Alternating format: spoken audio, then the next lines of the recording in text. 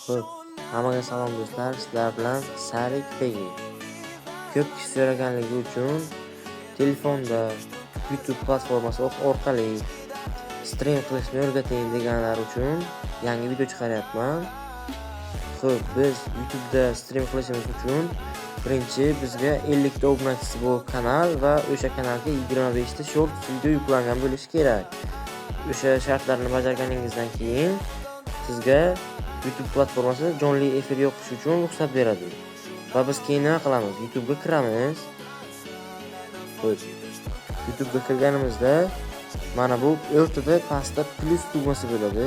Plus tugmasini bosganimizda mana jonli degan joyga o'tkazganimizda mana Sarik Pegi efirda hammaga ochiq auditoriya degan qalamcha bor.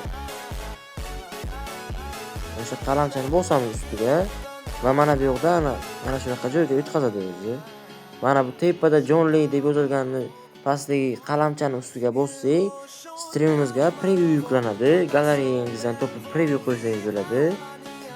Xo'p, keyin mana bu yoqda nom kiritish degan joyga o'zingiz xohlagan nomni qo'yasiz. Streamingizni qanaqa stream qilmoqchisiz? Masalan, WoW lobbylar qilamiz deysizmi? Xohlaganingizni yozsangiz bo'ladi bu yoqda. Keyin auditoriyani tanlash degan joyda esingizdan chiqmasin, ha bolalar uchun deganni bossangiz, bu yerda sizning streamingiz rekka chiqmasligi mumkin. Nima uchunki, ha bolalar uchun yaratilganini bosganingizda sizning streamingizni YouTube Kids platformasiga o'tkazib yuboradi va oddiy hamma ishlaydigan YouTube platformasida sizning streamingiz chiqmay qolishi mumkin. O'sha uchun yo'q bolalar uchun yaratilmaganini bosishingiz kerak har safar. Va keyin birga jonli efir qilish. Bu biror kishi bilan birga jonli efir qilmoqchi bo'lsangiz, bu nimani ishlatsangiz bo'ladi. Tavsif kiritishga ham o'zingiz xohlagan silka qo'ysangiz bo'ladi, donat silka qo'ysangiz bo'ladi. Telegram kanalingizni qo'ysangiz bo'ladi, xohlaganingizni qilsangiz bo'ladi. Joylashuv qo'yish shart emas. Ana bu yoqda screen case degan joyi bor.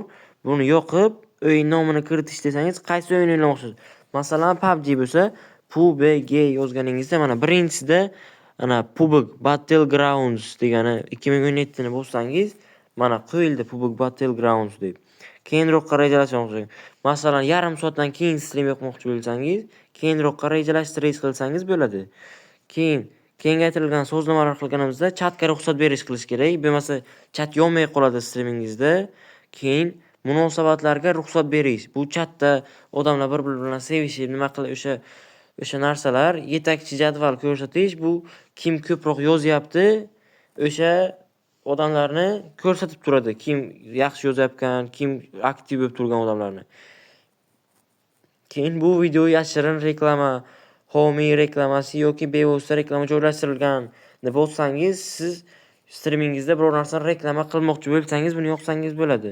Bularni bo'lgandan keyin, hammasini men aytganday qilgandan keyin keyingi tugmasini bossangiz, siz avtomatik tarzda stream yoqqan bo'lasiz va o'yiningizga kirib, chatni o'qib, xohlaganingizda stream qilsangiz bo'ladi. Hammaga rahmat do'stlar.